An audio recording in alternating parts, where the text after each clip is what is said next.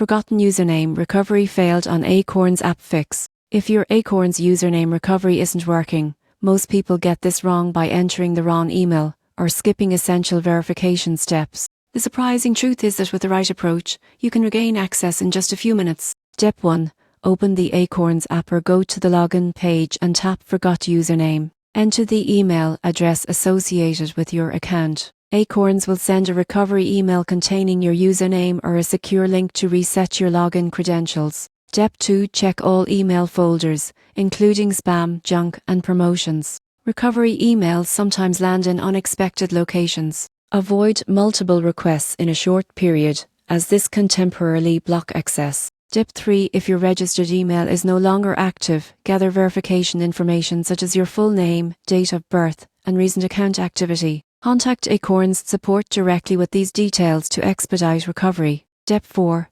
Once you've regained your username, store it securely in a password manager or secure note. Enabling two-factor authentication provides extra protection, preventing future login problems. By following these steps, you can quickly regain access to your Acorns account. Proper verification and secure credential management are key to keeping your financial data safe and accessible.